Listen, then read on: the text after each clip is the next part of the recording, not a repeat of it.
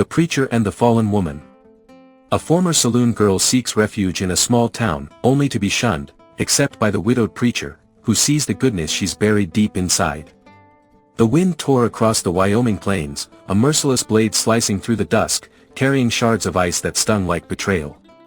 At the edge of the forsaken town of Bitter Creek, where the railroad tracks ended in a tangle of rust and neglect, stood a young woman, alone on the splintered platform.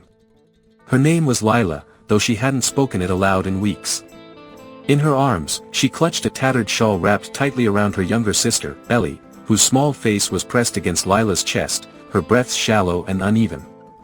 The suitcase at Lila's feet was more burden than belonging, its leather cracked, its contents meager, a few threadbare dresses, a locket with no chain, and a Bible she hadn't opened since the day her mother died. The station was a skeleton of its former self, its windows shattered, its roof sagging under the weight of too many winters. The world felt as though it had turned its back on Lila, and the wind seemed to howl its agreement, mourning the life she'd lost. 2 nights ago, in a haze of desperation and whiskey, her father had sold her to a man with a cruel mouth and colder eyes, a traitor passing through their crumbling homestead. 2 sacks of grain for her future, he'd said, as if her worth could be measured in burlap. But Lila had run, stealing away in the dead of night with Ellie in her arms, her heart pounding louder than the hoofbeats she feared would follow. She stood now, shivering in a threadbare coat, her boots soaked through from the snow that dusted the platform. Her hair, once a cascade of chestnut curls, hung limp and matted, framing a face too young for the shadows that darkened her eyes. At 22, Lila had seen more of the world's cruelty than its kindness. The saloon where she'd worked for 3 years had been a cage of laughter and leers, where men paid for her smiles and sometimes more, though she'd fought to keep her soul intact. She'd fled that life too, when the owner's demands grew too heavy, when the weight of shame threatened to drown her. Now, here she was, with nowhere left to go, and the cold was a thief, stealing what little strength remained. The town of Bitter Creek loomed in the distance, its lights faint and unwelcoming. Lila had heard whispers of this place, a hardscrabble settlement where the righteous turned their noses up at strangers, where gossip was currency and forgiveness was scarce. She'd hoped for refuge, but the stationmaster had barely glanced at her before muttering about her kind and shutting the door. The townsfolk, bundled in their coats, had passed her by, their eyes averted, as if her desperation was contagious. Ellie whimpered softly, and Lila tightened her hold, whispering promises she wasn't sure she could keep. "We'll find a place, Ellie. Somewhere warm. Somewhere safe." She didn't notice the man at first, standing just beyond the platform's edge, his silhouette blurred by the falling snow. He was tall, his broad shoulders hunched against the wind, his hat pulled low over eyes that seemed to see more than they should. Reverend Thomas Cole, the widowed preacher of Bitter Creek, had been watching her for some time. He'd come to the station to collect a crate of hymnals, but what he found was a woman who looked like she'd been carved from sorrow itself. Her face told a story of loss, of a life that had been unkind, and yet there was something in the way she held her sister, a fierce, unbroken resolve, that stirred something in him. Thomas was no stranger to grief.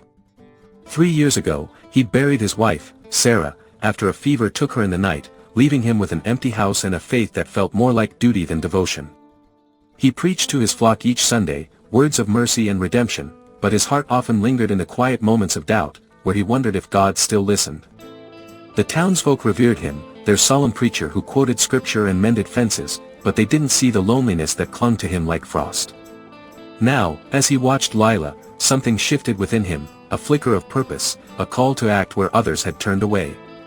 He stepped forward, his boots crunching softly in the snow, and Lila's head snapped up, her body tensing like a deer ready to bolt.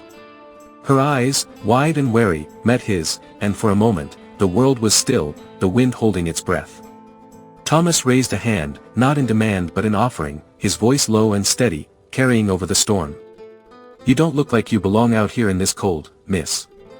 May I help you find shelter?" Lila's grip on Ellie tightened, her heart racing.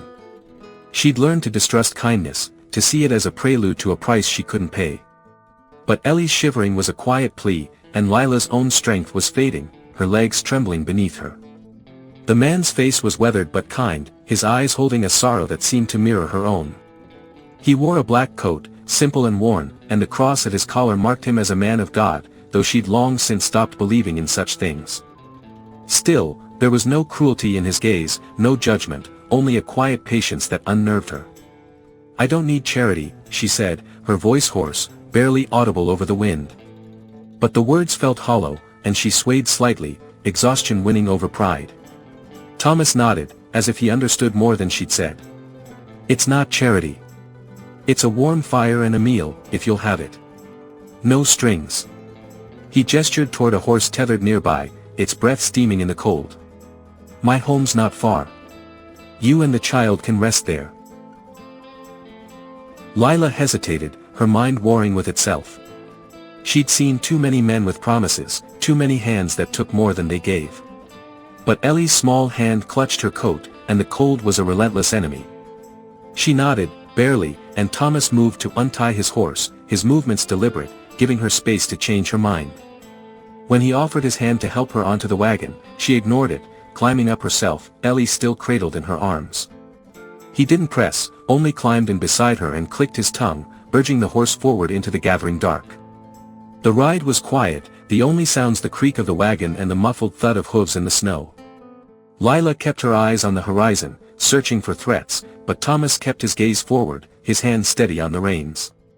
"You don't have to tell me anything," he said after a time, his voice soft but clear. "Just rest.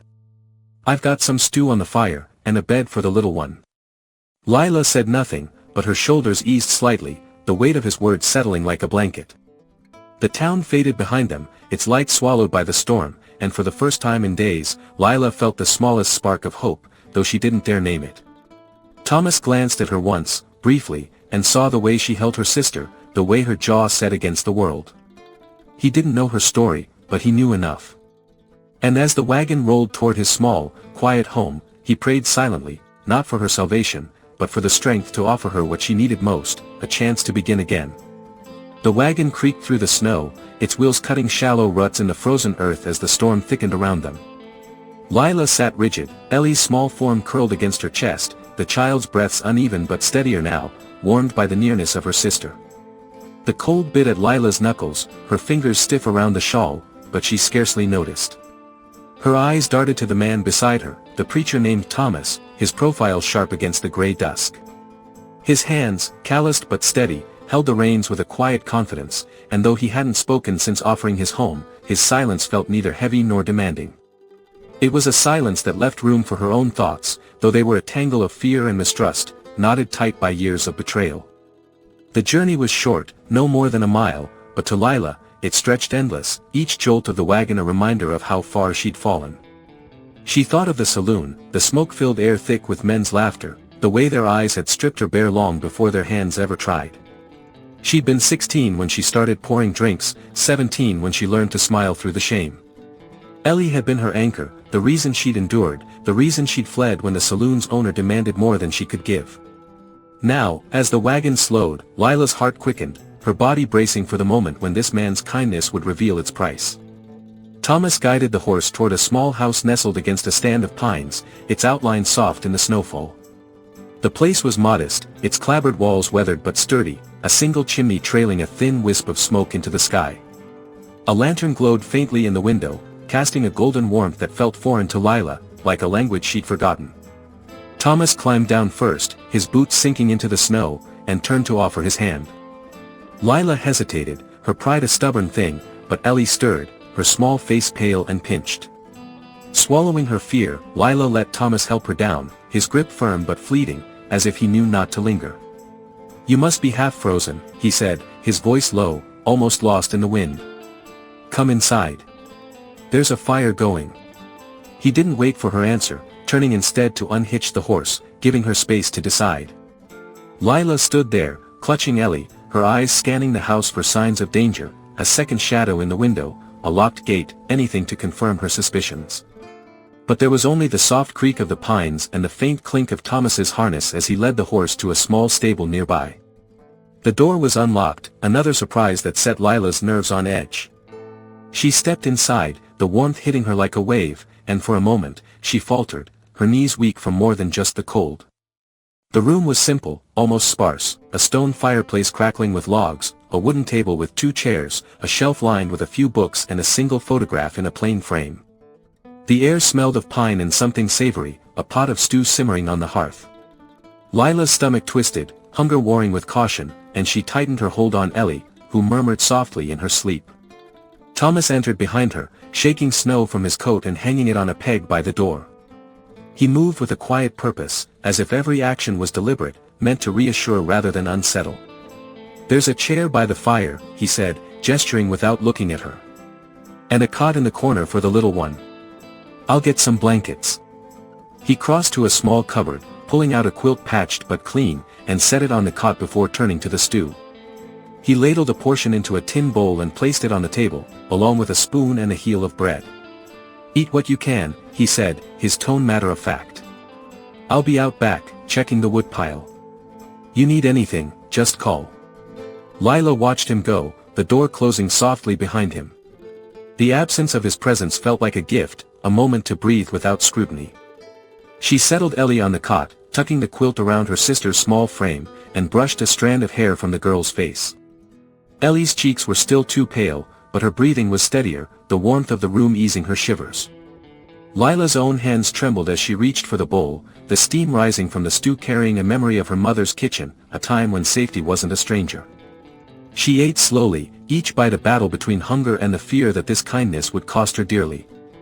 When Thomas returned, his arms laden with firewood, he didn't comment on the half-empty bowl or the way Lila's eyes followed his every move. He stacked the logs by the hearth, his movements unhurried, and then sat in the chair across from her, his hands folded loosely in his lap. "You don't have to tell me your name," he said, his voice gentle but firm. "Or where you're from. But you're welcome here tonight, you and the child. No one's going to bother you." Lila's throat tightened, words she couldn't trust herself to say caught behind her teeth. She wanted to ask why he'd taken them in, why he hadn't demanded her story, why his eyes held no judgment when the world had taught her to expect it. Instead, she nodded, her fingers twisting the edge of her shawl. "Thank you," she whispered, the words foreign on her tongue. Thomas inclined his head, as if her gratitude was neither expected nor required. "There's a spare room through that door," he said, pointing to a narrow hallway. "It's small, but it's warm. I'll sleep out here by the fire. You take what you need." He stood, brushing his hands on his trousers, and moved to the fireplace, adding another log as if to give her space to retreat. Lila carried Ellie to the room, a tiny space with a single bed and a window that framed the snow-laden pines. The mattress was thin but covered with clean linens, and a folded blanket rested at its foot. She laid Ellie down, her sister's small body sinking into the warmth, and sat beside her, watching the rise and fall of her chest. The room was quiet, the kind of quiet that felt like a held breath, and for the first time in weeks, Lila felt the weight of her exhaustion settle fully upon her. She didn't sleep, not yet. Her eyes stayed fixed on the door, half expecting it to burst open, half expecting the preacher to reveal some hidden motive. But the night passed in silence, broken only by the crackle of the fire in the next room and the soft whistle of the wind outside. Thomas didn't knock, didn't call out, didn't demand anything of her. And as the first light of dawn crept through the window, painting the room in shades of gray, Lila felt something shift within her, a fragile, unfamiliar thing that might have been trust, though she wasn't ready to name it. She looked at Ellie, sleeping soundly, and whispered a promise to herself: they would leave at first light, before this kindness could turn sour. But even as she made the vow, a part of her wondered if she could bear to walk away from the first safe place she'd found in years. The first light of dawn slipped through the narrow window, painting the small room in hues of silver and frost. Lila woke with a start, her body tense, her hands still curled protectively around Ellie's sleeping form.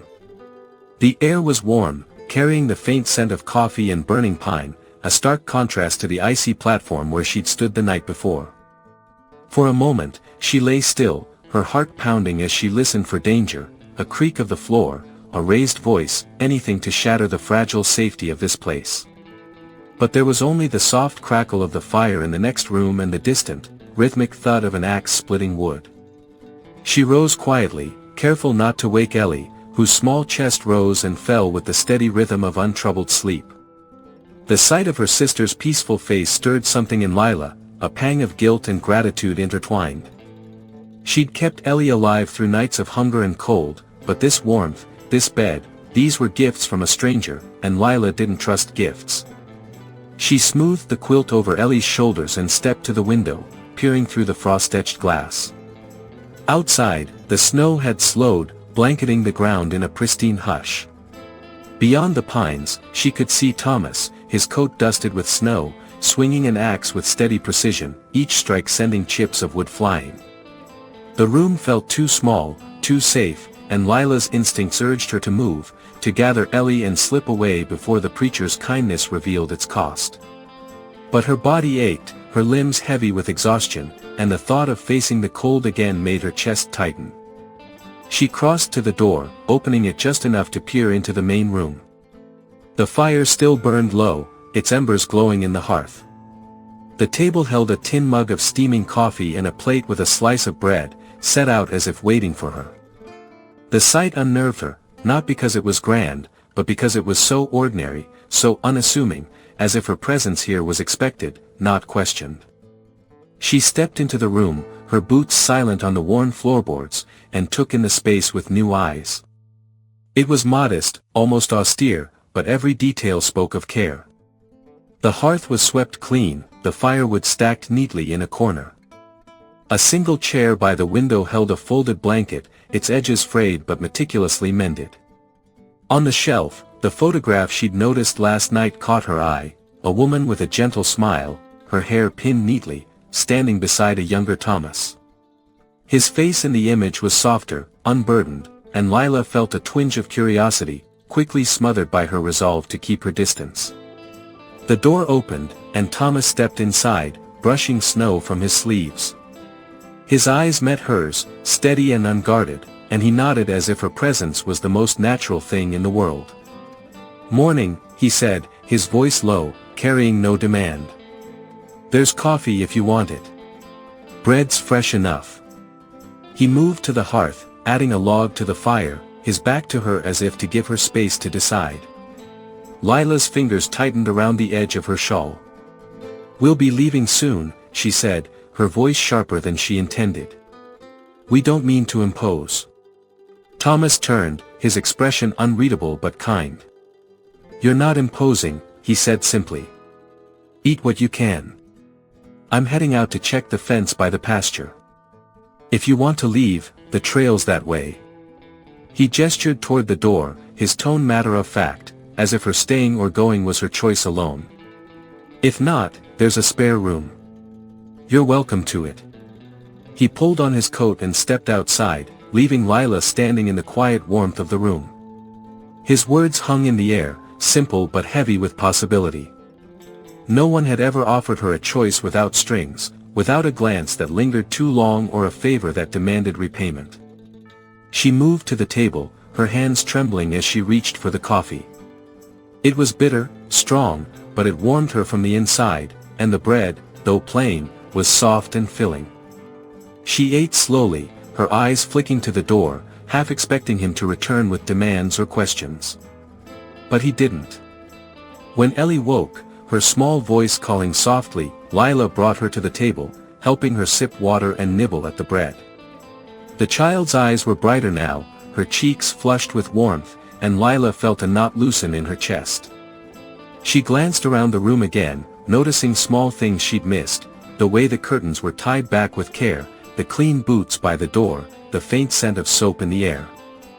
It was a home, not just a house, and the thought made her uneasy, as if she were trespassing on something sacred. She stood, intending to gather their things, but her eyes caught on a basket of laundry by the hearth, the linens neatly folded but waiting to be put away. Without thinking, she began to sort them, her hands moving with a rhythm born of years in the saloon, where tidying was a way to keep busy, to avoid notice. She swept the floor next, the broom's bristles whispering against the wood, and when she found a basket of potatoes in the corner, she peeled them, her knife steady despite her trembling heart. Each task felt like a small rebellion against her fear, a way to claim this moment of stillness, however fleeting. Through the window, she watched Thomas return, his figure moving through the snow with a quiet grace. He paused by the stable, checking the horse's feed, his hands gentle as he patted its flank. There was no urgency in his movements, no show of authority, only a man tending to his world with care. Lila's gaze lingered, her suspicion softening despite herself. He wasn't like the men she'd known, the ones who used kindness as a lure. But trust was a luxury she couldn't afford, and she turned away, focusing on the potatoes, the knife's steady rhythm grounding her. When Thomas stepped inside, he stopped short, his eyes taking in the swept floor, the folded linens, the peeled potatoes in a neat pile. He didn't comment, didn't praise, only nodded as if it were expected, as if her presence here made sense. "There's a scarf in the cupboard if you need it," he said, gesturing vaguely. "Gets cold by the window." He moved to the hearth, stirring the stew that had been simmering since morning, and the smell filled the room, warm and inviting. Lila didn't answer, but she stayed. She helped Ellie into a chair, cutting the potatoes into smaller pieces for the stew, her hands moving with a purpose she hadn't felt in years. The house was quiet, the kind of quiet that didn't demand anything of her, and for the first time, she felt the edges of her fear soften, like ice melting in the sun. There were no locks on the door, no shouting, no leering eyes. Just a fire, a meal, and a man who seemed to ask nothing but offered everything. As she watched Thomas through the window, his figure fading into the snow as he checked the fence, she felt a pull to stay, to see what this place might hold. But the world had taught her to run, and she wasn't sure she could unlearn that lesson, not yet. The days in Thomas's house settled into a rhythm that Lila both craved and feared, like a melody she couldn't trust herself to hum. The snow outside had thickened, blanketing Bitter Creek in a silence that felt both oppressive and protective, sealing them in a world apart from the one Lila had fled. Each morning, she woke to the same quiet warmth, the same scent of coffee and wood smoke, the same sight of Ellie's small form curled beneath the quilt, her cheeks growing pinker with each passing day. The child's laughter, soft and tentative, began to fill the small room, a sound that pierced Lila's heart with equal parts joy and dread. Safety was a fragile thing, and she'd learned too well how quickly it could shatter. Thomas moved through his days with a steadiness that unnerved her, his actions predictable yet never mechanical. He rose before dawn, tending to the horse and the small stable, splitting wood or mending tools with a focus that seemed to anchor the world around him. He spoke little, his words always measured, but his presence was a constant, a quiet strength that filled the house like the warmth from the hearth. Lila watched him from the edges, her eyes sharp for any sign of deceit, but found none. He didn't ask for her story, didn't pry into the shadows she carried, and his restraint made her both grateful and wary. Kindness, in her experience, was a debt waiting to be called. She stayed busy, as if work could keep her fears at bay. She swept the floors until they gleamed, scrubbed pots until her hands were raw, and mended a tear in one of Thomas's shirts with stitches so fine they rivaled her mother's. The tasks were small, but they gave her purpose, a way to repay the shelter she still couldn't fully accept. Ellie, too, began to find her place, trailing after Lila with a rag to dust the shelves or sitting by the fire with a piece of bread, her eyes wide with a curiosity that had been dulled by hunger and cold. One afternoon, Lila found her sister tracing letters in the dust on the windowsill, humming a tune their mother used to sing. The sound brought tears to Lila's eyes, and she turned away, busying herself with a broom to hide the ache. Thomas noticed her efforts but said little, his approval shown in small gestures, a nod as he passed the neatly stacked firewood, a second helping of stew pushed toward her at supper. One evening, as the fire cast flickering shadows across the room, he set a pair of clean boots by the door, their leather worn but polished, sized for a woman. "Found these in the attic," he said, his voice casual, as if the act were nothing. "Thought they might fit you better than those." Lila stared at the boots, her throat tight. Her own were cracked, soaked through from the snow, but she hadn't complained. The gesture felt too intimate, too kind, and she murmured a thank you, her voice barely audible. The tension between them was a quiet thing, not born of conflict but of unspoken questions. Lila felt it in the way her eyes lingered on Thomas when he wasn't looking, noting the lines etched around his eyes, the way his hands moved with care whether he was stirring the stew or turning the pages of his Bible. She saw the weight he carried, too, the way his gaze sometimes drifted to the photograph on the shelf, his fingers brushing its frame before he turned away. She wondered about the woman in the picture, about the life Thomas had lived before, but she didn't ask. Her own past was a locked door, and she wasn't ready to open it for anyone, not even a man who'd given her a bed and a fire without asking for her name. One morning, as the sun broke through the clouds, casting a rare golden light across the snow, Thomas returned from the stable with a small bundle wrapped in cloth. He set it on the table, unwrapping it to reveal a wool scarf, its edges frayed but soft, dyed a deep blue that reminded Lila of the sky before a storm. "It's cold out there," he said, his eyes meeting hers briefly before he turned to the fire. "Thought you might need it if you're headed to the well." Lila's fingers brushed the scarf, its warmth a quiet shock, and she wrapped it around her shoulders, the weight of it grounding her in a way she hadn't expected. She began to join him in small tasks, drawn by a need to feel useful, to prove she wasn't a burden. She carried water from the well, her step steadier in the new boots, and helped him mend a fence when the wind tore a board loose. They worked in silence, but it was a comfortable silence, punctuated by the crunch of snow and the occasional chirp of a sparrow braving the cold. Once, when their hands brushed as they passed a hammer, Lila felt a warmth spread through her, startling and unwelcome. She pulled back, her heart racing, and Thomas didn't comment, only handed her the hammer with a small, knowing smile that made her cheeks burn. Ellie's presence was a bridge between them, her laughter a light that softened the edges of their caution. One evening, as the fire burned low, she tugged at Thomas's sleeve, asking him to read from a worn book of fairy tales he'd pulled from the shelf. He hesitated, his eyes flickering to Lila, but she nodded, and he sat by the hearth, his deep voice weaving stories of brave princesses and kind beasts. Ellie leaned against him, her eyes wide, and Lila watched from the table, her hands still on a half-peeled potato. The sight of her sister so at ease stirred something in her, a longing for a life where such moments weren't borrowed but belonged. Yet the fear remained, a shadow that followed her even in the warmth of this house. At night, she lay awake, listening to the wind, imagining hoofbeats or the creak of a door that would herald the end of this fragile peace. She thought of the saloon, of the men who'd come looking for her, of her father's drunken rage. She thought of the townsfolk of Bitter Creek, their cold stares when she'd stepped off the train, and wondered what they'd say if they knew a woman like her was sleeping under their preacher's roof. The shame she'd carried for years was a heavy thing, and though Thomas's kindness chipped away at it, she couldn't shake the feeling that she didn't belong here, that her presence tainted this quiet, holy place. But each morning, she stayed. She rose with the dawn, helped Ellie dress, and set about the small tasks that made the house feel less like a shelter and more like a home. She watched Thomas through the window as he worked, his figure a steady presence against the vast, white expanse. And though she wouldn't admit it, not even to herself, she began to feel the stirrings of something new, not trust, not yet, but a hope that this man, this place, might be different. As she tied the blue scarf around her neck and stepped out to fetch water, the cold air sharp against her face, she allowed herself a single, fleeting thought: perhaps, just perhaps, she could stay a little longer. The snow began to relent, giving way to a brittle, crystalline cold that turned the air sharp and the ground treacherous.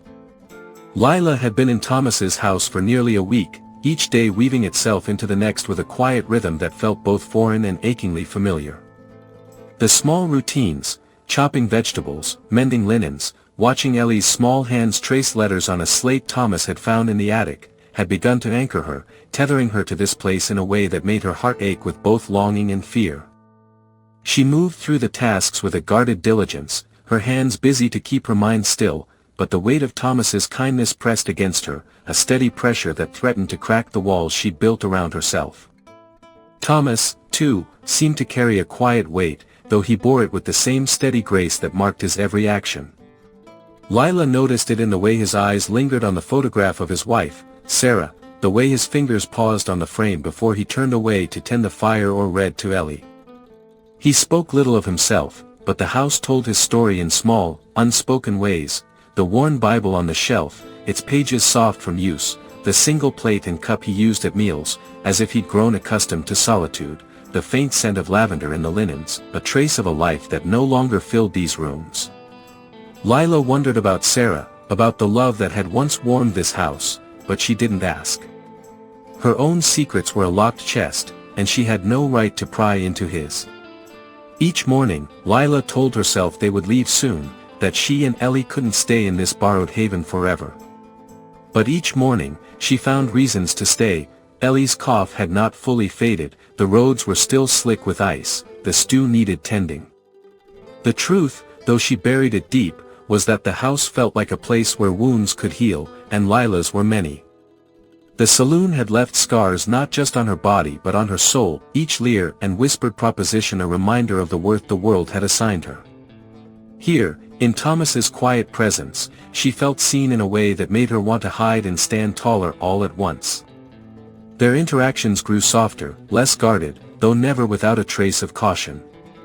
One afternoon, as Lila knelt by the hearth, stirring a pot of soup, Thomas returned from the stable, his coat dusted with frost. He paused in the doorway, watching her for a moment before setting a small bundle of kindling by the fire. "You're good with that," he said, his voice low, almost hesitant. "The soup smells like my mother's, years ago." Lila's hand stilled, her eyes fixed on the pot. Compliments were rare in her world, and she didn't trust them, but his words carried no expectation, no hidden edge. "Just something to do," she murmured, brushing a strand of hair from her face. "Keeps me busy." He nodded, as if her deflection was answer enough, and moved to the table, where Ellie sat, her small fingers clutching a pencil as she traced a wobbly E on the slate. "You're getting better," Thomas said to her, his tone warm. "Soon you'll be writing stories to rival those fairy tales." Ellie beamed, her smile a light that seemed to brighten the room, and Lila felt a pang of gratitude so sharp it hurt. The moments of connection were small but cumulative, each one eroding Lila's defenses. She began to notice the way Thomas's hands moved, deliberate, gentle, whether he was splitting wood or turning the pages of a book.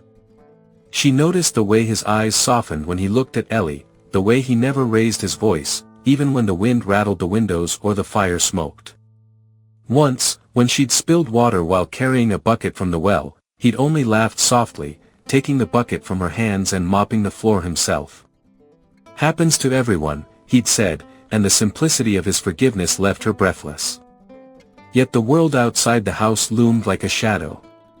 One morning, Thomas mentioned he'd be riding into Bitter Creek for supplies, and Lila's heart seized. "Don't tell anyone we're here," she said, her voice sharper than she intended. Thomas looked at her, his eyes searching but not probing, and nodded. "I won't," he said simply, and she believed him, though the act of trust felt like stepping onto thin ice. When he returned, his wagon laden with flour and salt, he brought something else, a small cloth doll, its dress sewn from scraps of blue calico. He handed it to Ellie, who clutched it to her chest with a squeal of delight, and Lila's throat tightened. "Found it at the general store," Thomas said, his tone casual. "Thought she might like it." Lila couldn't speak, her eyes burning with tears she refused to shed. The doll was a small thing, but to Ellie, it was a treasure, and to Lila, it was proof that Thomas saw them not as burdens but as people. That evening, as the fire cast golden flickers across the walls, Lila sat at the table, mending a tear in Ellie's dress while Thomas read to her sister by the hearth. The story was one of a lost princess, found and cherished, and Lila's needle paused as she listened, her heart caught in the rhythm of his voice. When he finished, Ellie yawned, her eyes heavy, and Thomas carried her to the small room, laying her gently on the bed. Lila followed, tucking the quilt around her sister, and when she turned, Thomas was still there, his silhouette framed by the firelight. "You're good with her," Lila said, the words slipping out before she could stop them. She braced herself, expecting him to brush it off, but he looked at her, his eyes steady and warm. "She makes it easy," he said. "So do you." The air between them shifted, charged with a quiet intensity that made Lila's pulse quicken. She wanted to look away, to retreat to the safety of her suspicion, but his gaze held her, not with demand but with a question she wasn't ready to answer. She turned back to Ellie, smoothing the quilt unnecessarily, and murmured, "Good night." Thomas didn't press, only nodded and stepped back, leaving her to the quiet of the room. That night, Lila lay awake, the doll clutched in Ellie's arms, a reminder of the life they could have, a life where kindness wasn't a trap, where safety wasn't temporary. She thought of Thomas, of the way his presence filled the house without overwhelming it, of the way he seemed to see her not as the saloon girl she'd been but as the woman she might become. The thought terrified her, stirring feelings she'd buried long ago, feelings she didn't trust herself to name. But as the fire's embers faded in the next room, she allowed herself to imagine staying, to imagine a life where she and Ellie could belong. The idea was fragile, a flame that could be snuffed out by a single breath, but it warmed her all the same, and for the first time in years, she fell asleep without fear. The cold lingered in Bitter Creek, but the snow had softened, melting into patches that gleamed under a weak sun. Lila felt the change in the air, a tentative promise of spring, though her heart remained guarded, braced for the inevitable chill of reality. The house had become a sanctuary, its walls holding the warmth of routine, the laughter of Ellie, and the quiet presence of Thomas. Yet Lila's past clung to her like damp cloth, a reminder that peace was borrowed, not owned.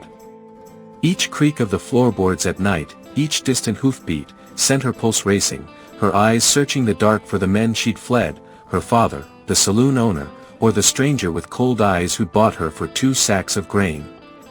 Thomas seemed to sense her unease, though he never pressed her to name it. His days were filled with the work of a preacher, tending to his small flock, writing sermons by lamplight, visiting the sick in town, but he always returned with something for the house, a sack of apples, a spool of thread, a book of poems he thought Ellie might like. His gifts were small, offered without fanfare, but each one chipped away at Lila's defenses, leaving her raw and exposed. She wanted to believe in his kindness, to trust the steadiness of his gaze, but trust was a muscle she'd never learned to use, and it ached with every tentative step. One morning, as Lila swept the porch, her hands steady on the broom, she caught sight of Thomas in the yard, teaching Ellie to feed the horse. The child's laughter rang out, bright and unburdened, as she held out a handful of oats, her small frame dwarfed by the animal's gentle bulk. Thomas stood close, his hand guiding hers, his voice low and encouraging. "See? She trusts you," he said, and Ellie beamed, her face alight with a joy Lila hadn't seen since their mother was alive. Lila's grip tightened on the broom, her chest aching with a love so fierce it frightened her.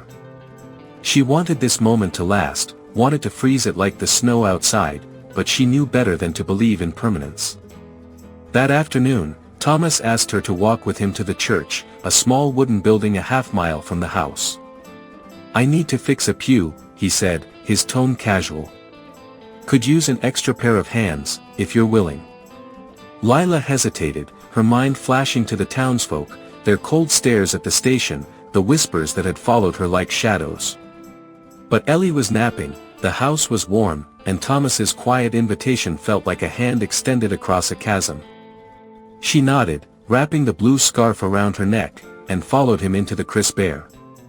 The church was simple, its whitewashed walls glowing faintly in the sunlight. Inside, it smelled of polished wood and old hymnals, the air heavy with a quiet reverence. Lila stood in the doorway, her arms crossed, feeling like an intruder in a place meant for the pure. Thomas didn't seem to notice her discomfort, kneeling by a broken pew and handing her a hammer. "Hold this steady," he said, his voice calm, and she knelt beside him, her hands trembling as they worked together to nail the wood back into place. Their fingers brushed once, twice, and each touch sent a jolt through her, a warmth she didn't dare name. As they worked, Thomas spoke, his words soft but deliberate. "This place has seen a lot of sorrow," he said, his eyes on the wood. "Folks come here looking for answers, but sometimes all they find is a place to sit with their pain." He paused, glancing at her. "It's not much, but it's enough for most." Lila's throat tightened, her hands still on the hammer. She wanted to ask if he'd found answers here, if the God he preached to had eased the ache of his wife's loss, but the words wouldn't come. "Instead," she said, "you don't seem like most preachers." No fire and brimstone. He smiled, a small, wistful thing. Fire doesn't heal, he said. It just burns. I've seen enough of that. He didn't elaborate, and she didn't ask, but the words settled between them, a bridge over the silence. They finished the repair, their movements synchronized, and when they stood, the pew was whole again, a small victory in a world of broken things. Back at the house, Lila found herself watching Thomas more closely, noting the way his hands moved with care, the way his eyes softened when he spoke to Ellie. That evening, as they sat by the fire, Ellie nestled against Lila with her doll. Thomas pulled out his Bible, not to preach but to read a psalm, his voice low and steady. "The Lord is my shepherd, I shall not want," he began, and Lila listened, her heart stirring despite itself. She'd heard the words before, in a life that felt distant, but they landed differently now, spoken by a man whose kindness seemed to embody them. The tension between them grew, not sharp but soft, like a melody played on a single string. Lila felt it in the way her breath caught when Thomas looked at her, in the way her fingers lingered on the scarf he'd given her. She saw it in his eyes, too, a warmth that wasn't pity or judgment but something deeper, something that made her both want to run and stay. One night, as she washed dishes, he stood beside her, drying a plate with a cloth, their shoulders close but not touching. "You don't have to do this," he said, his voice quiet. "The work, I mean. You're not here to earn your keep." Lila's hands stilled in the soapy water, her heart pounding. "I don't know how else to be," she admitted, her voice barely a whisper. She braced herself for his response, for the moment when he'd ask for her story, but he only nodded, his eyes holding hers for a moment before he turned back to the plate. The townsfolk remained a distant threat, their whispers carried on the wind. Lila avoided the town, but she knew they'd seen Thomas's wagon at the station, knew they'd talk about the strange woman and child in their preacher's house. She saw it in the way Thomas's jaw tightened when he returned from town, the way he avoided mentioning certain names. Yet he never spoke of sending her away, never hinted that her presence was a burden. Instead, he left clean socks for Ellie, mended a hole in Lila's coat, and read to them both by the fire, his voice a steady anchor in the gathering dark. As the days passed, Lila felt herself softening, her edges worn smooth by the rhythm of this life. She began to imagine a future here, not just for Ellie but for herself, a life where she could be more than the saloon girl, more than the sum of her shame. But the past was a relentless hunter, and late at night, as she lay beside Ellie, she heard it in the wind, in the creak of the house, in the fear that whispered she could never outrun what she'd been.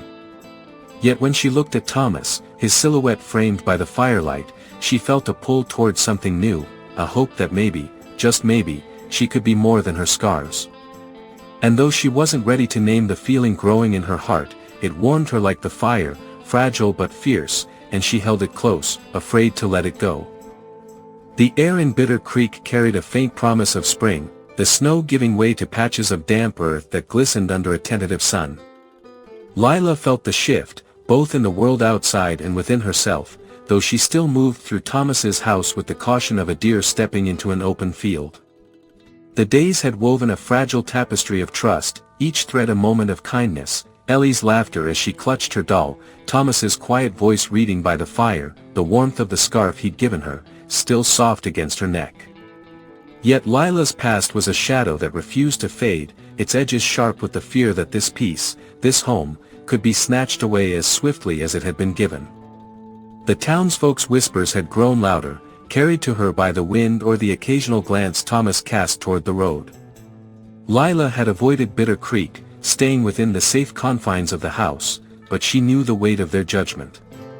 A woman like her, tarnished, fallen, living under the preacher's roof was a scandal waiting to ignite. She saw it in the way Thomas's shoulders tensed when he returned from town, in the way he deflected questions about his guests with a calm that belied his unease. Yet he never spoke of sending her away, never hinted that her presence was a burden, and that silence, more than his words, began to unravel the knots of her doubt. One morning, as Lila kneaded dough for bread, her hands dusted with flour, Thomas returned from the church with a letter in his hand. His face was somber, his eyes searching hers as he set the envelope on the table. "It's from the saloon owner in Laramie," he said, his voice steady but low. "Someone saw you at the station. He's looking for you." Lila's hands froze, the dough forgotten, her heart a wild thing in her chest. She saw the saloon in her mind's eye, the smoke, the leers, the hands that reached for her in the dark. She saw the man who'd claimed her, his cruel mouth and colder eyes, and the fear that had driven her to run with Ellie in her arms. "He won't find us," she whispered, more to herself than to Thomas, but her voice trembled, betraying her. Thomas stepped closer, his presence a quiet anchor. "He won't come here," he said, his tone firm. "Not while I'm here. But you need to decide, Lila, stay and face this, or run again. I'll help you either way." The choice hung between them, heavy and sharp. Lila's eyes flicked to Ellie, who sat by the window, humming to her doll, her small world untouched by the storm brewing in her sister's heart. She thought of running, of the cold nights and endless fear, of Ellie's frail body shivering in her arms. Then she looked at Thomas, his face etched with a sorrow that mirrored her own, yet lit with a resolve that made her want to believe in something better. "I'm tired of running," she said, her voice breaking. "But I don't know how to stay." Thomas nodded, as if her words were enough, and set the letter in the fire, watching it curl and blacken in the flames. "Then we'll face it together," he said, and the simplicity of his promise stole her breath. The days that followed were a dance of hope and fear. Lila threw herself into the house, baking bread, mending curtains, teaching Ellie to braid her hair. Each task was a defiance of the past, a claim on the present. Thomas, too, seemed to draw closer, his silences filled with a warmth that made Lila's heart ache.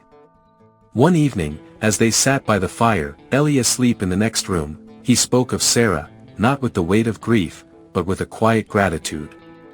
"She taught me what love could be," he said, his eyes on the flames. "Not just the feeling, but the doing, showing up, day after day, even when it's hard." Lila listened, her hands folded in her lap, the words stirring something deep within her. She wanted to tell him about her own losses, her mother's gentle hands, her father's betrayal, the saloon that had stolen her youth, but the words caught in her throat, too heavy to speak. "Instead," she said, "you've shown up for us. More than anyone ever has." His eyes met hers, and for a moment, the world was still, the firelight casting their shadows as one. "You make it easy," he said, echoing his words from days before, but this time they carried a weight that made her pulse quicken. She felt the pull between them, a current she could no longer deny, and when he reached for her hand, his touch gentle but sure, she didn't pull away.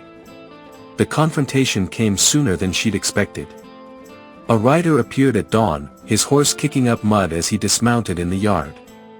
Lila recognized him instantly, the saloon owner's man, his face hard and unyielding.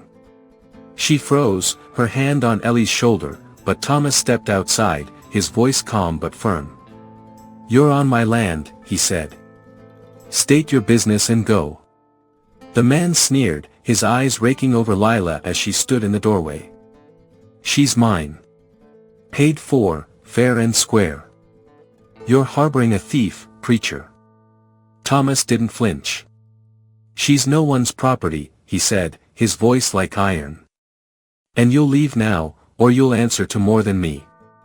The man hesitated, his hand twitching toward his belt, but the weight of Thomas's gaze, steady and unyielding, held him still. The townsfolk, drawn by the commotion, gathered at the edge of the yard, their whispers a low hum. Lila braced for their judgment, but Thomas stepped in front of her, his body a shield, and something in his stance silenced the crowd. The man left, his threats trailing behind him, but Lila knew the danger wasn't gone. That night, as she sat by Ellie's bed, Thomas knelt beside her, his voice low.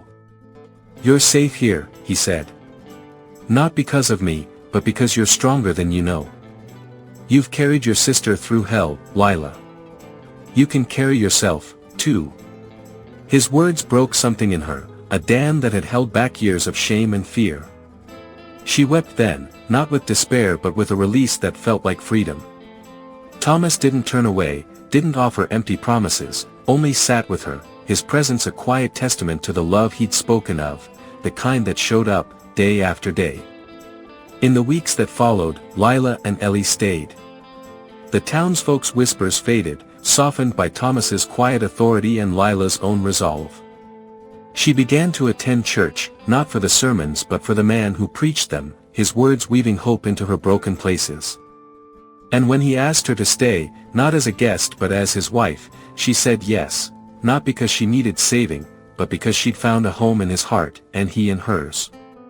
Ellie, too, found her place, her laughter a melody that filled the house, a family born not of blood but of choice.